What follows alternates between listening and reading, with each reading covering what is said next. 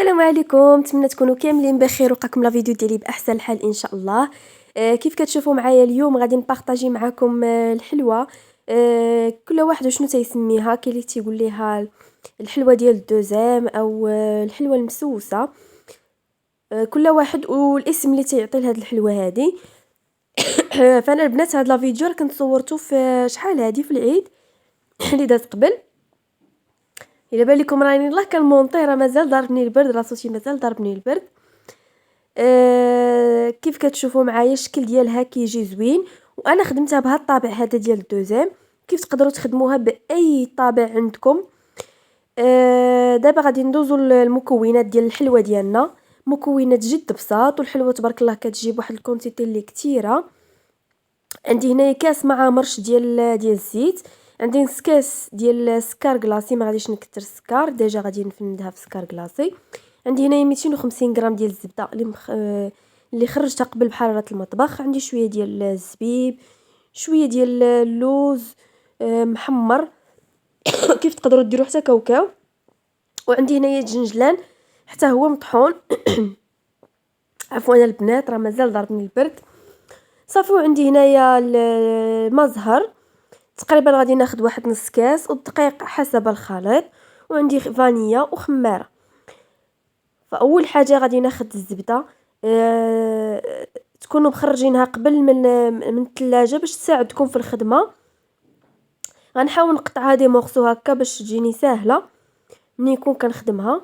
وانا استعملت هنايا سكر كلاصي، درت غير نص كاس. ديجا يعني الزبيب حلو، وغادي نضيفوا ليها غادي نفندوها في سكر كلاصي. راه يلا باش تجينا في الحلاويه هذيك. انتم البنات شوفوا راني مازال دايره الحنه باش تعرفوا لا فيديو راه قديم.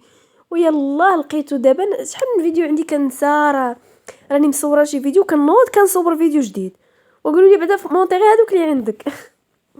صافي غادي نخدم ديك الزبده مزيان مع السكر كلاصي بهاد الطريقه هذه حتى تنسجم لينا ديك الزبده وتولي لنا بحال شكل بوماد.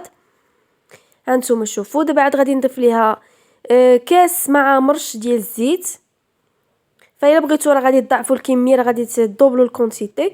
صافي غادي نخدم مزيان هاد الزبده هذه.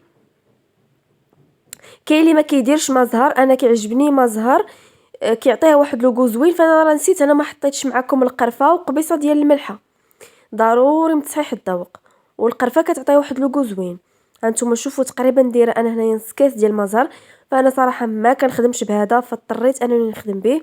انا كنستعمل هذاك ديال العبار.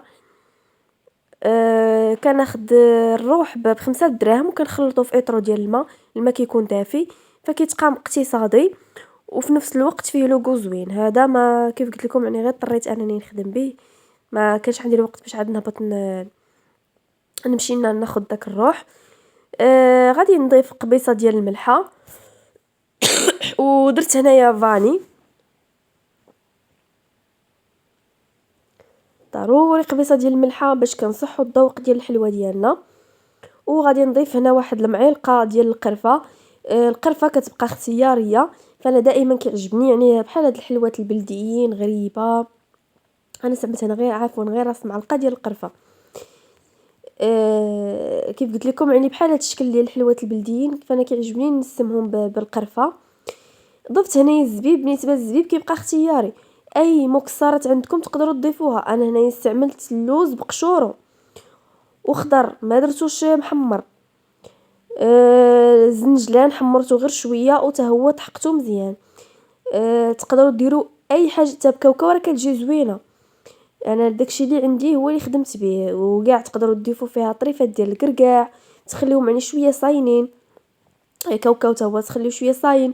اللوز، فداكشي اللي عندكم. صافي الدقيق هنا ديجا مغربلاه. غنبقى نضيف بشويه بشويه، وغادي نضيف ديك الخماره. غادي نضيف ديك الخماره.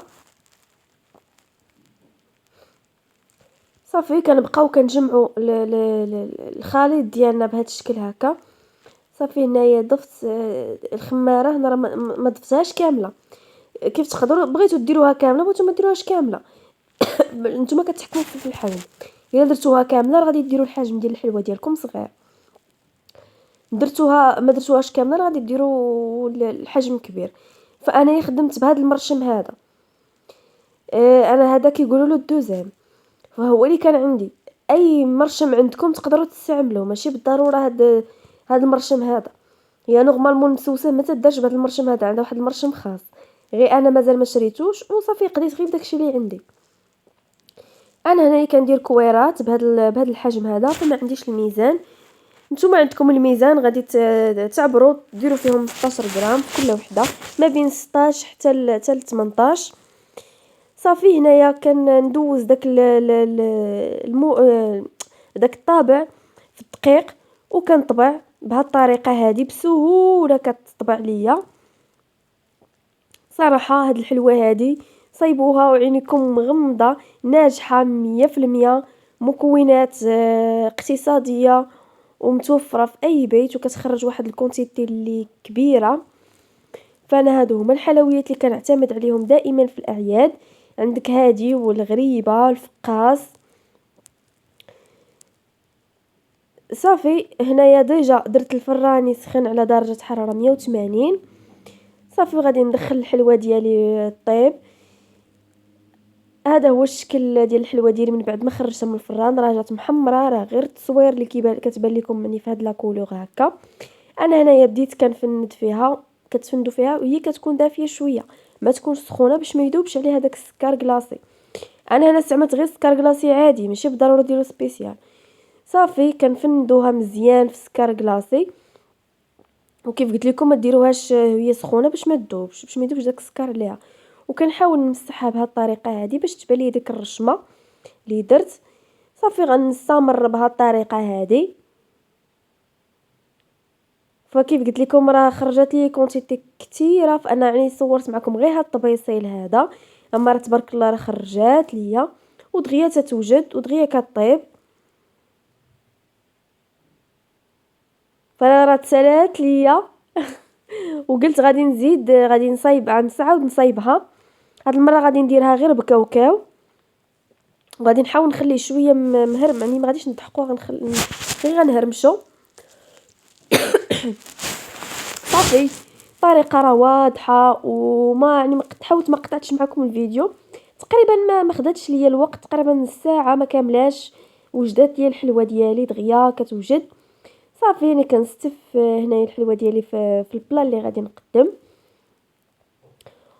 وهنايا عرفتي ولا كنفندها في سكر كلاصي، راه ما نقولش لكم شحال نحبها دقت. جات صراحه بنينه، وداك المزهر عطاها واحد لوغو زوين وجات هشيشه. كان هذا هو لا فيديو ديال اليوم، بالصحه والراحه.